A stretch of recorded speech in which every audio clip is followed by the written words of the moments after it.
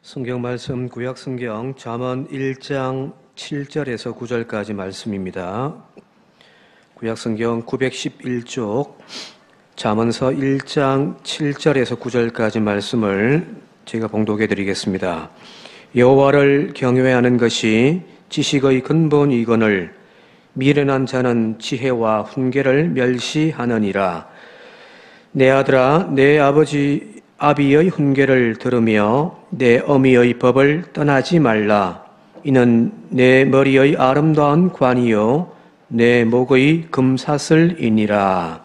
아멘. 명절 고향 찾은 모든 분들 환영하고 또 이 자리에 함께 가족들과 함께 예배드리는 여러분들의 가정에 하나님의 은혜와 축복이 올 한해 가득하시기를 바랍니다. 우리 옆 사람과 인사합시다. 따로 집에 가서 인사 못 하더라도 여기서 함께 새해 인사 함께 나누는 시간 가졌으면 좋겠습니다. 새해 복 많이 받으십시오. 새해 건강하시고요. 계획하고 뜻하는 모든 일들이 주 안에서 이루어지시기를 주님의 이름으로 축복드립니다. 세뱃돈은 준비하셨습니까? 나중에 우리 꼬맹이들, 어른들은 줄 필요 없어도 꼬맹이들은 1,000원씩이라도 나눠주시기 바랍니다. 새해 인사했으니까요. 역사학자 조르주 미누아라고 하는 학자에 의하면은 구약 성경이나 유대 사회에서 노인들에 대한 존경하던 사상들이 신약 시대로 넘어가면은 그 당시에 가장 지배적이었던 헬라 철학의 영향에 의하여서 노인들에 대하여서 존경의 대상이 바뀌어져 경멸의 대상으로 바뀌어졌다라고 그렇게 이야기를 합니다. 고대 그리스인들요, 헬라인들 최고의 행복이란 영원한 젊음에 있다고 그들은 믿었기 때문입니다. 그래서 노년이야말로 신의 저주라고 그들은 생각을 했었습니다.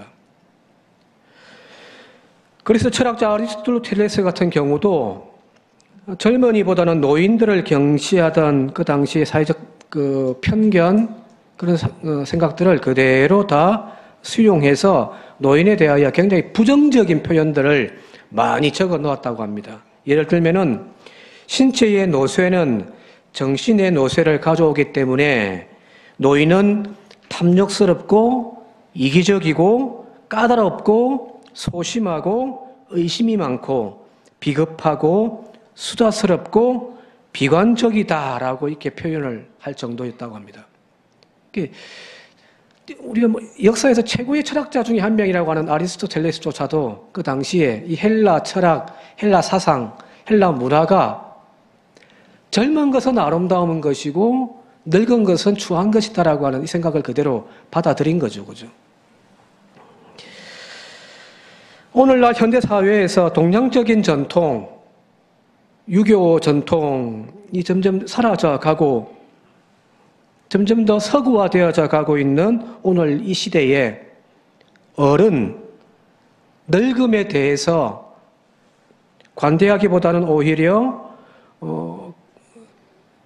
폄훼하고 평가절을 하는 그런 추세가 오늘날 우리들의 사회이기도 하잖아요. 특별히 하루가 멀다 하고 새로운 것들이 등장하며 빠르게 변하고 있는 이 현대사회에서 오랜 전통, 과거의 지혜, 더 이상 무가치한 것으로 여겨지고 진부한 것으로 여길 수밖에 없단 말이에요. 그죠? 공자왈, 맹자왈 해보십시오. 다들 막 손가락질하죠. 지금 시대가 아닌 시대인데, 그죠? 하루가 멀다 하고 새로운 것들이 쏟아져 나오는데 옛 방식을 고수한다라고 하는 것, 시대에 뒤떨어지고 지혜롭지 못한 것으로 취급당합니다. 그래서 오늘날 젊은 세대들은 나이가 지긋하신 어른들에게서 지혜를 배우려고 하지 않습니다. 아직까지 유교 문화를 여전히 잔재가 조금 남아있기는 하지만 그래서 어른들에 대해서는 어렸을 때부터 공손해야 된다, 친절해야 된다라고 우리를 가르침 받았기 때문에 그런 태도들은 여전히 남아있지만 그들의 말에 대하여, 어르신들의 말, 늙은이들의 말에 대하여 우리는 귀 기울이거나 그들에게서 지혜를 배우려고 하는 마음은 이제 보이지 않습니다. 교회에서도 마찬가지잖아요. 나이 드신 분들이 막 말씀하시면 다들 손가락질합니다. 꼰대라고요. 가정에서도 자녀들을 향한 부모의 말을 경청하기보다는 자녀들은 그 부모의 말을 잔소리로 듣습니다.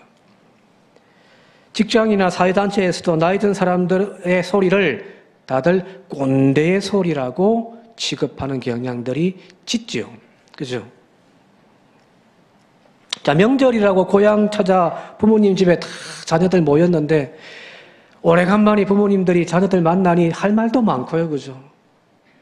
또 걱정도 많아서 이렇게 저렇게 걱정스러운 말들, 충고들 다 하신단 말이에요. 그죠? 그런데 솔직히 한번 물어봅시다. 어제 명절이었으니까 세배하고 서로 덕담 나눌 때에 부모님들도 이런저런 소리 하셨죠? 그죠? 자, 예, 알겠습니다, 어머니, 아버지 하면서 경청하며 들으셨습니까? 아니면 그냥 귀 탁 닫고 형식적으로 예, 예만 하셨습니까? 대부분은 아마 하시는 말씀들이 아무리 옳아도 그냥 잔소리도 듣고 내 문제 내가 알아서 할 테니까 이제 나이도 어린 나이도 아니고 아버지 제가 알아서 할게요. 혹시 하지 않았습니까? 특별히 신앙의 가정에서 자녀들의 신앙생활 때문에 부모님들은 날마다 눈물로 기도하십니다. 여러분들은 아시는지 모르시는지 모르겠습니다만은 부모님들은요 날마다의 기도 시간에 그 자녀들을 위하여 기도를 합니다. 그 기도 가운데 특별히 우리의 자녀들이 우리의 손주들이 정말 하나님 앞에 바르게 서서 하나님 믿음 생활 잘하는 축복된 가정 되게 해달라고 아마 그렇게 다들 기도하신단 말이에요. 그런 염려로 신앙에 대한 걱정들 당부하는 말씀에 오히려 상처받는 부모님들도 있잖아요. 올해는 교회 나가거라. 일이 아무리 바빠도 교회에 빠지는 것 하지 말라. 출석 잘해라. 예수 잘 믿어야 가정 복 받는다. 그런 이야기 들을 때 오히려 그것 때문에 신앙에 갈등이 생기고 자녀들 시끄러워서 제가 알아서 할게요. 때가 되면 나갑니다. 하면서 언성도 높이진 않았습니까?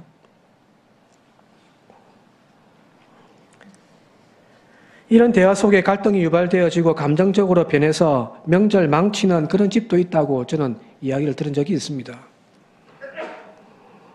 잔소리처럼만 듣는 자녀들과 마찰 때문에 어떤 부모님들은 아예 이제 신앙에 대한 이야기들은 입 밖에도 내지 않는다라는 부모님들도 있습니다. 참 씁쓸합니다. 그죠? 이러한 시대적 변화 속에서 부모님 집에 모인 우리가 늙으신 부모님을 어떻게 대해야 하는지, 또 부모님들은 그 자녀들에게 어떤 모습으로 하나님의 진리의 말씀을 가르쳐야 되는지에 대해서 오늘 좀 배우는 시간, 본문을 통해서 좀 가졌으면 좋겠습니다. 오늘은 좀 가볍게 하고 좀 넘어가는 시간이기도 합니다. 앞서 짧게 언급했습니다만 노인에 대한 부정적인 시각을 가졌던 헬라 시대, 이 헬라 사상과 철학에 많은 영향을 받았던 신학 시대에서도 보면은 이 노인에 대한 공경이 사실은 많이 없습니다. 전에도 말씀드렸습니다만은 이영재 목사님 구약을 전공하셨는데 어느 교회에서 효사랑, 효에 대한 세미나를 하면서 이분을 불렀는데 구약 성경에 그 성경에서 효사랑을 어떻게 강조했는지 한번 세미나 해달라고 딱 했는데 이 목사님이 가셔가지고 하신 말씀이 성경에는 의외로 효에 대한 가르침이 별로 없습니다. 이런 이야기했거든요. 구약에는 조금 달라요. 신약은 특별히 효에 대한 부분이 많이 약해 되어 있습니다. 왜냐하면 이 그리스 헬라 철학의 영향을 많이 받았으니까요. 그런데 반면에 구약 성경은요, 고대 유대인들의 관점에서 이 늙음이란 부모라고 하는 존재에 대해서 어떻게 생각했는지 오늘 본문 말씀 좀 통해 좀 같이 한번 나눠보도록 했으면 좋겠습니다. 1장, 오늘 잠언서 1장 8절을 같이 한번 읽어볼게요. 1장 8절. 영상 없습니까? 예. 같이 한번 읽어볼게요. 1장 8절을 같이 읽겠습니다. 시작. 내 아들아, 내 아비의 훈계를 들으며 내 어미의 법을 떠나지 말라. 여기 잠언은 늙은 부모가 아들에게 들려주는 훈계의 방식으로 쓰여진 책이 바로 잠언서입니다. 잠언은 어른이 혹은 부모님이 혹은 그 위의 세대가 젊은 세대들에게 들려주는 교훈적인 게 쉽게 이야기하면 오늘 옛날로 따지면은 서당에서 뭐 명심보감 이렇게 생각하시면 돼요. 전도서는 다 늙은 사람이 늙은 자리에서 이제 인생에 대한 지혜를 가르치는 다 쓸모없더라 헛되더라고 하는 책이라고 한다면은 이 잠언은 젊은이들에게 들려주는 책입니다. 여기 보니까 젊은 자녀들을 향하여 늙은 아비와 그 어미의 법, 그 가르침을 저버리지 말라고 경고하고 있단 말이에요. 이것은 나이가 들고 연약해진 부모 세대를 받들어 모시라고 하는 효를 강조하는 것이 아닙니다. 이 유대인들에게는 이 효라고 하는 개념이 우리들 동양사상처럼 그렇게 짙게 들려져 있지는 않습니다. 오히려 고대 유대 사회의 늙음, 나이 들었다라고 하는 것이 그 밑바탕에 어떤 사상이 흘러 있는지를 먼저 이해를 하셔야 되는 거예요. 즉, 늙음이란 곧 지혜라고 고대 유대인들은 생각을 했었습니다. 늙었다? 오늘날로 따지면은 늙고 힘없고 정신도 흐릿하고, 그죠?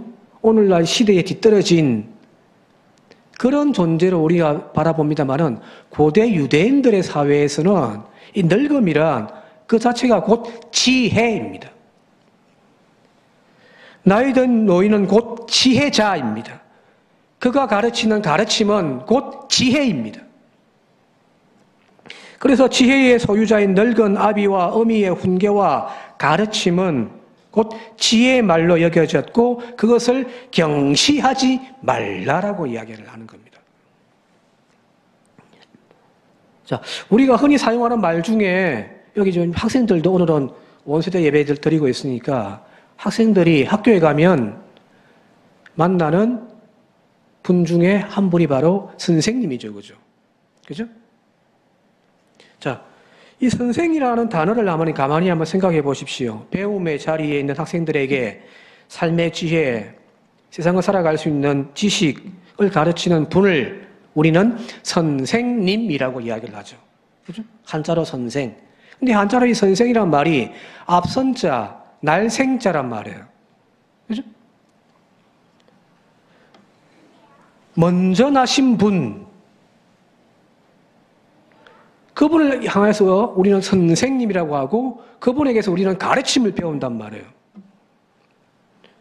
왜 하필 가르침을 주는 사람을 먼저 태어난 사람이라고 하는 선생이라고 하는 단어를 사용할까요?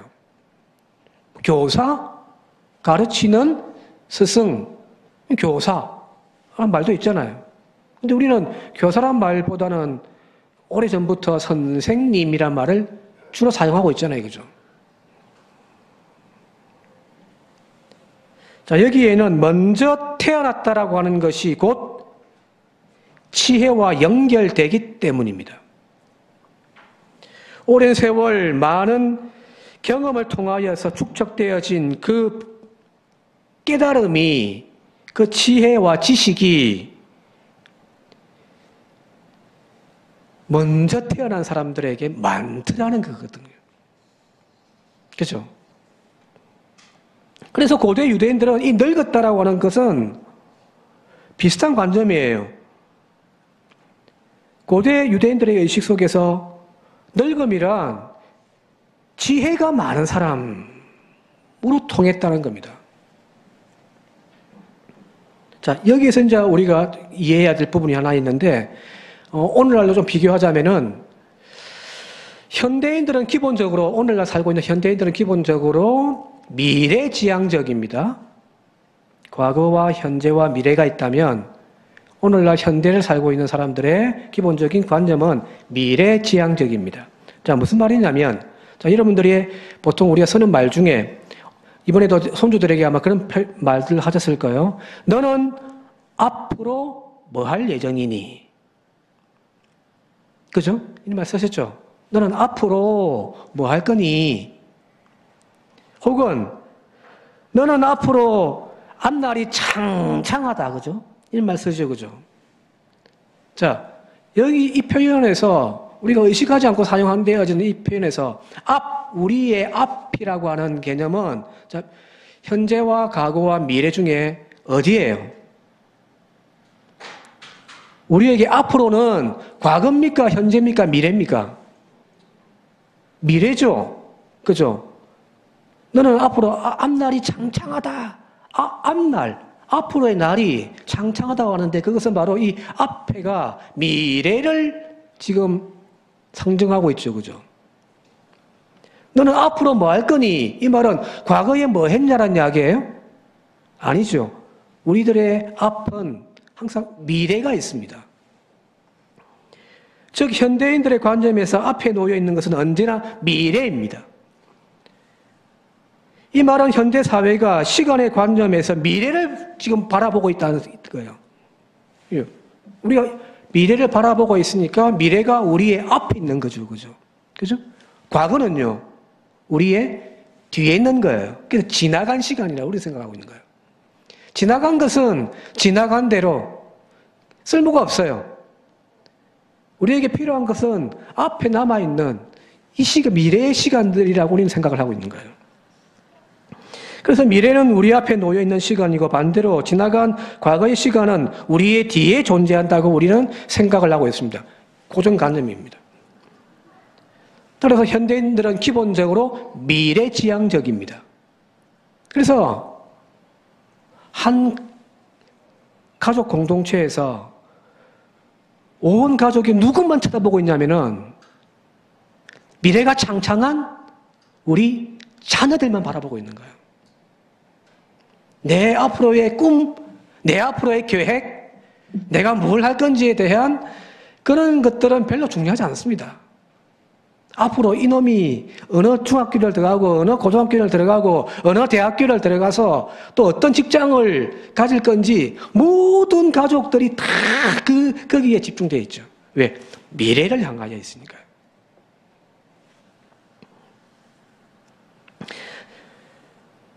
이런 관념에서 본다고 한다면 지나간 과거보다 앞으로 올 미래를 준비하는 것이 우리에게는 지금은 지혜입니다. 그 미래를 잘 적용하고 또 배우는 것, 그것이 바로 지혜로운 삶이라고 우리는 생각을 합니다. 그죠? 반면에 구약 성경에 나와 있는 유대인들, 고대 유대인들은 우리와 반대입니다. 그들은 과거를 향해 서 있습니다. 그래서 그들의 세계관은 과거 지향적입니다. 이걸 잘 보여주는 것이 뭐냐면은 유대인들에게 있어서 동서남북, 사방, 동서남북. 이 사방이라고 하는 우리로는 동, 서, 남북, 그죠? 한자에는 다 있잖아요. 우리 말에도 있고, 그죠? 그런데 유대인들에게 이 네 개의 방향을 나타내는 단어가 있을까요? 없을까요? 동쪽, 서쪽, 남쪽, 북쪽. 이 단어가 있을까요? 없습니다. 그러면 이들은 이 동서남북 방향을 어떻게 구별하느냐? 우선은 유대인들은 해가 뜨는 그쪽 방향을 굉장히 신성시 여깁니다.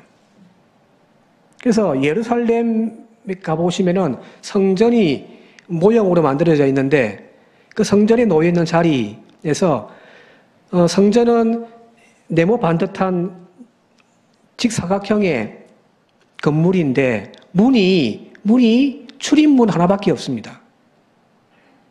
근데 이 문이 어디로 열려 있냐면은 동쪽으로 향하여 열려 있습니다. 지금 보시면. 근데 그들은 항상 동쪽을 향하여 바라보고 있는데, 근데 그들이 바라보고 있는 관점에서 앞이죠, 그죠? 그죠? 내가 지금 바라보고 있는 방향이 앞이잖아요. 그 앞쪽에 있는 것이 동쪽입니다. 항상 그들은 그렇게 생각합니다. 그래서 동쪽이라고 하는 단어가 없는데 이 동쪽을 나타내는 단어가 뭐냐면은 깨뎀이라고 해서 앞이라고 하는 단어를 사용하는 거예요. 근데 그들이 항상 앞에 놓이는 곳이 어디냐면은 바라보는 것이 동쪽이거든요. 자, 그러면 반대로 그 뒤에 있는 것은요, 서쪽이죠. 그죠? 서쪽이란 단어가 없습니다. 뒤에라고 하는 단어를 그냥 서쪽으로 하는 거예요. 남쪽은 오른쪽이란 단어를 그들은 남쪽으로 이해를 합니다. 북쪽은요, 왼쪽이겠죠. 그죠? 앞이 동쪽이고, 뒤가 서쪽, 오른쪽이 남쪽, 왼쪽이 북쪽인 거예요. 자, 이 깨뎀이라고 하는 단어가 앞이라고 하는 의미도 있지만, 그래서 이제 그 해가 뜨는 동쪽을 바라본다라고 하는 의미도 있지만, 또 한편에서는 동서남북 이 개념이 없는 상태에서 앞뒤의 개념에서 어떤 장소의 개념, 동쪽이라는 의미도 있지만, 또 한편에서는 선과 후의 개념이기도 합니다. 자, 해가 어디서 뜨죠? 해가 어디서 뜹니까? 동쪽에서 뜨죠, 그죠? 그리고 남쪽으로 쭉 올라왔다가 저녁이 되면은 어디로 집니까? 서쪽으로 지죠, 그죠? 자, 그러면은 선과 후 시간의 앞뒤로 따진다면은 동쪽은 과거일까요? 미래일까요? 해가 떠서 하루의 시간 개념에서 해가 떠서 해가 진단 말이에요. 자, 그러면 시간의 개념에서 동쪽은 과거일까요? 미래일까요? 그죠? 해가 떠서 지나갔으니까, 그죠? 이제 해가 지니까 여기가 미래겠죠. 그죠? 그죠? 자, 이 개념에서 알 수 있듯이 그들은 어디를 바라보고 있냐면 항상 동쪽을 선하게 생각하고 동쪽을 바라보고 있습니다. 그게 앞이에요. 동쪽이라는 단어가 앞이라는 단어에서 왔다고 했잖아요. 그죠? 근데 거기 시간적인 개념으로 따진다면은 미래가 아닌 과거를 유대인들은 항상 자신들의 앞에 두고 있는 거예요. 미래는 그들의 관점에서 뒤에 있는 겁니다. 오늘날 앞서 이야기했듯이 우리가 앞으로 너 뭐 할래? 라고 할 때는 그건 우리 미래의 관점이잖아요. 그래서 항상 우리는 미래가 중요하단 말이에요. 지나간 과거는 중요하지가 않습니다. 그냥 지나간 것은 간 대로 뭐 그런 의미가 있어 하고 그냥 제껴두어 버리는 거예요. 우리에게 중요한 것은 현재 미래예요. 미래를 어떻게 준비하는가에 따라 가지고 우리의 인생이 달라진다라고 우리는 생각을 하고 있는 거예요. 그래서 미래를 잘 준비한 사람은 지혜 있는 사람이고, 미래에 대하여 준비하지 못한 채 그냥 흥청망청 부어라 마셔라 일일이 만보하면서 놀고 먹고 하면은 지혜가 없는 사람이라고 우리는 생각을 하는 거죠. 근데 고대 사회, 유대 사회에서는 미래가 중요하지 않아요. 그들에게 중요한 것은 언제나 앞에 놓여 있는 것은 과거예요. 그래서 오래전부터 태어난 나이가 지긋한 과거의 사람, 늙은이들이 그들에게서는 지혜자인 거예요.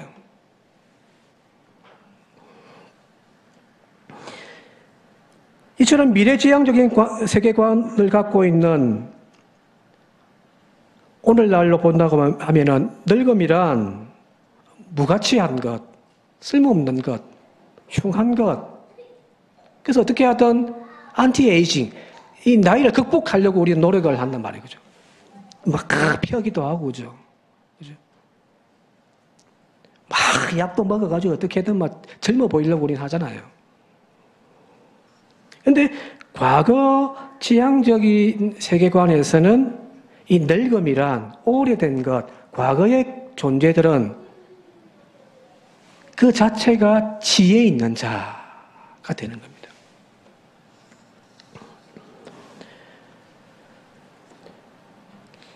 오늘날 시대에서 왜 노인들이 폄하되어지고 왜 노인들의 가르침에 젊은 세대들이 잔소리로 귀를 닫고 있는가?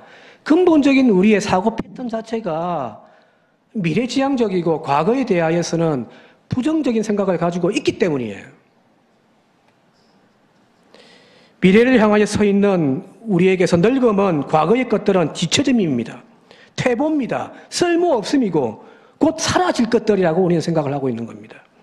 그래서 늙을수록 효용 가치와 존재 가치가 잃어져 버리고 우리는 거기에 대하여 존중하지 않습니다. 그래서 어떻게 하든 노인들은 이 젊은 세대들의 그 지혜와 지식을 따라가기 위하여 막 노인들이 요즘 공부 열심히 하잖아요. 그죠? 그림 한번 보여주시겠습니까? 그림이 없습니까? 요즘 노인들 저러고 있습니다. 핸드폰 사가지고 스마트폰 사가지고 요즘에는 학원 같은 데 가가지고 저걸 또 배운다 합니다. 카톡 어떻게 보내는지, 문자 어떻게 보내는지, 사진은 어떻게 전송하는지, 음악은 어떻게 듣는지, 유튜브는 어떻게 시청하는지. 변화되어진 시대에 뒤따라가기 위하여 노인들이 저러고 있어요. 저것도 못하면 그냥 늙은이로, 아무 가치 없는 늙은이로 그냥 하대받는 거죠. 이게 오늘날 시대입니다. 그러나 성경이 적혀있는 구약시대에는 오늘 잠언이 우리에게 들려주고 있는 이 구약시대에는 과거 지향적인 세계관을 가지고 있기 때문에 늙었다라고 하는 것은 추함이 아니라 오히려 경험이 풍부하고요. 더 지혜롭고요. 더 하나님의 뜻을 잘 아는 참 지혜자였다는 거예요. 그러니 공손하게 허리를 숙일 수밖에 없는 거죠. 부모가 이야기한다고 쓸데없는 또 잔소리 하신다. 내일은 내가 알아서 할 건데가 아니라 부모의 말을 경청하는 겁니다.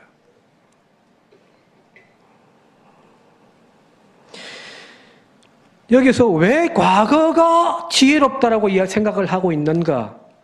그냥 오래되었기 때문에 물론 농경사회에서 변화가 별로 없는 농경사회에서 농사를 짓는 방법들 그거는 나이가 많은 지긋하신 분들이 더 많이 가지고 있으니까 그게 지혜일 수도 있습니다. 근데 성경이 이야기하는 참된 지혜란 그런 어떤 생존의 지혜뿐만 아니라 더 근본적으로는 뭐냐면 자, 과거 쭉 올라가면 태초에 이 세상을 누가 창조하셨죠? 이 세상을 누가 창조했습니까? 하나님이 무엇으로요? 말씀으로 그죠? 그게 창세기 1장이잖아요. 그죠? 그 태초에 세상을 창조하시던 그 하나님의 그때 모든 것이 가장 완벽하게, 가장 선하게, 가장 아름답게 창조되어진 거예요. 단순하게 과거가 어제의 이야기가 아니라 가장 오래된 태고의 시절, 태초의 그 시간에 하나님께서 이 세상을 창조하시면서 모든 것을 선하고 아름답게 창조해 놓으신 거예요. 그래서 세상의 가장 지혜는 무엇이냐면 그 태초의 때를 아는 거예요. 새로운 것이 등장해가지고 새로운 기술 문명이 발달을 해서 익히는 그 지혜가 아니라 유대인들에게 있어서 가장 지혜는 뭐냐면 바로 태초에 하나님을 바라보고 그 하나님의 창조의 방식을 익혀서 살아가는 삶, 그것이 바로 지혜입니다.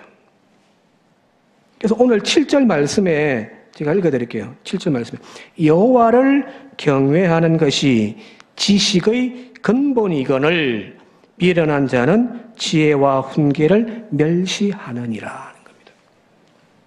무슨 말인지 아시겠습니까?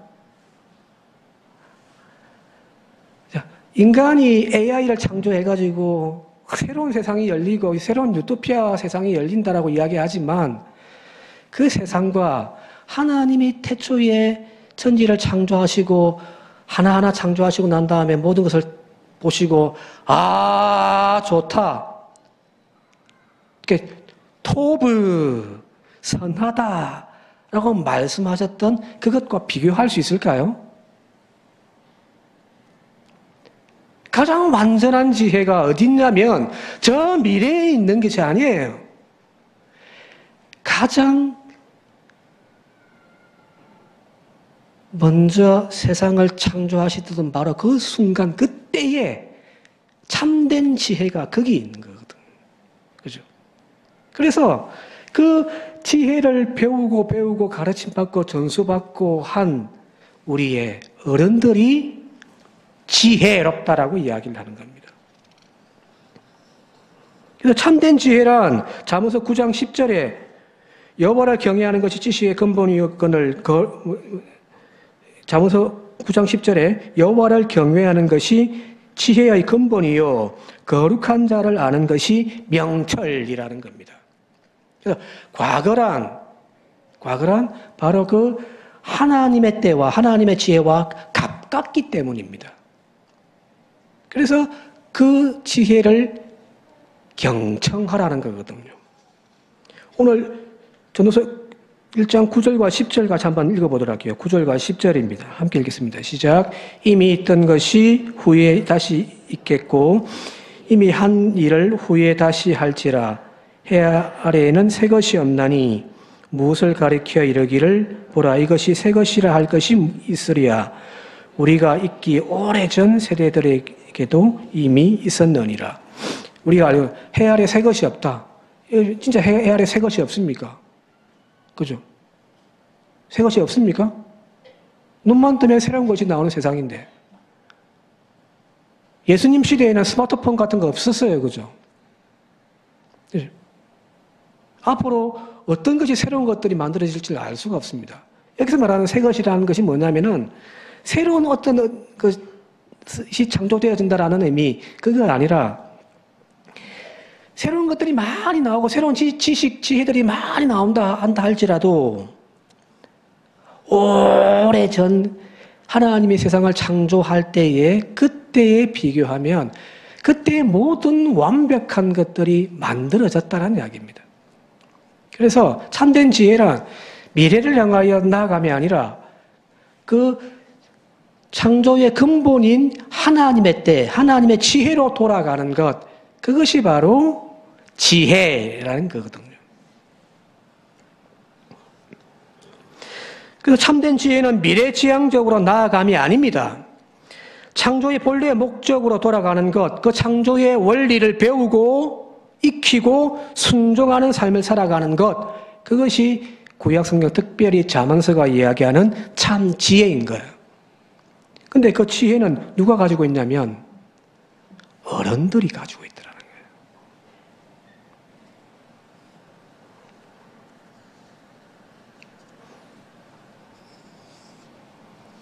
부모가 일러주는 교훈, 부모가 걱정해서 기도하면서 우리에게 들려주는 그 하나님에 대한 지혜와 지식을 순종의 삶을 살려고 하는 그 가르침이 우리에게는 쓸데없는 잔소리가 아니라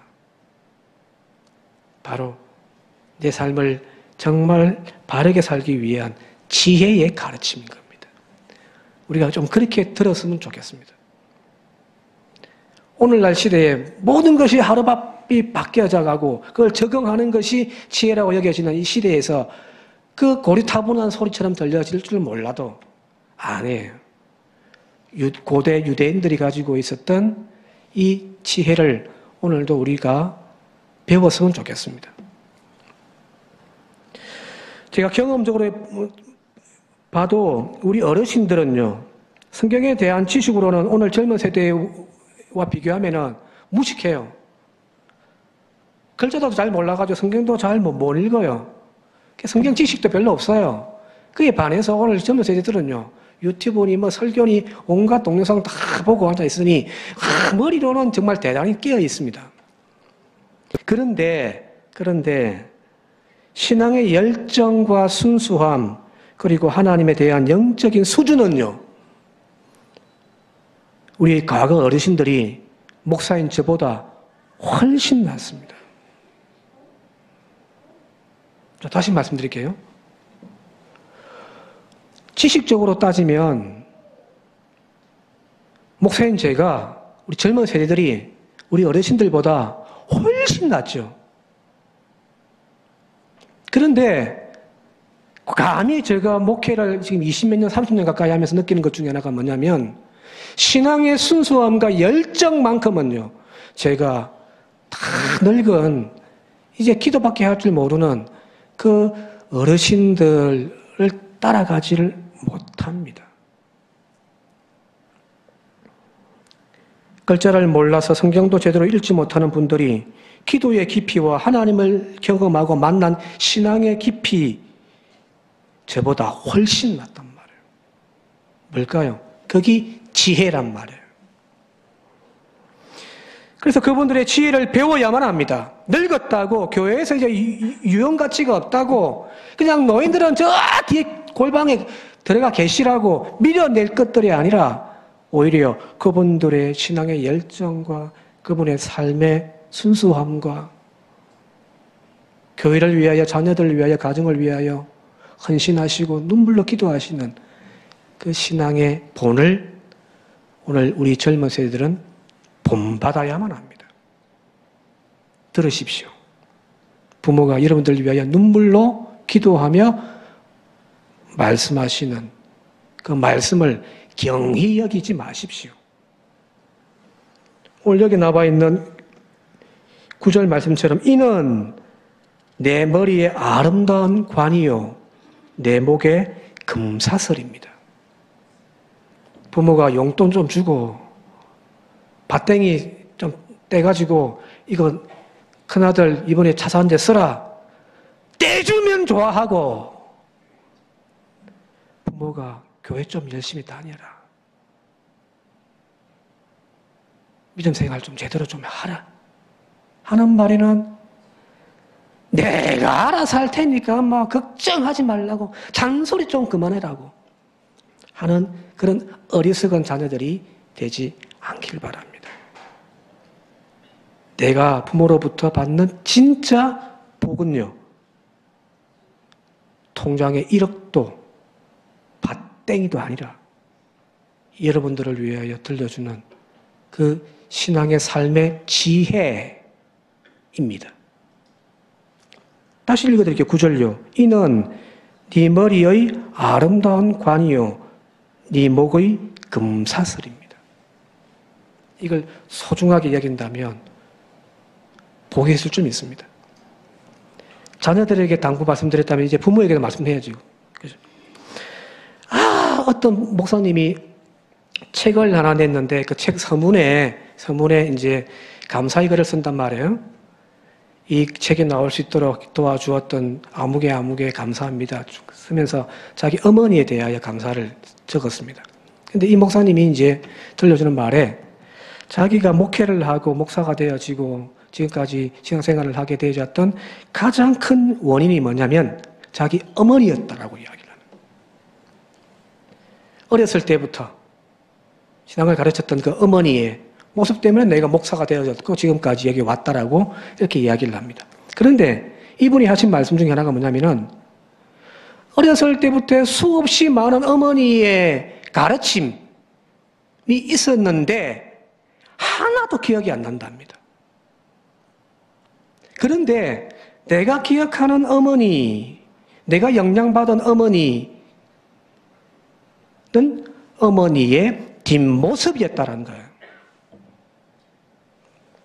기도하시는 그 어머니의 뒷모습, 교회에서 열심히 섬기시던 그 어머니의 뒷모습, 날마다 가정에서 자녀들을 위하여 헌신하시던 눈물로 십자가 지고 가시며 살으셨던 그 어머니의 뒷모습, 그거는 또렷하게 기억이 난다라고 한단 말이에요.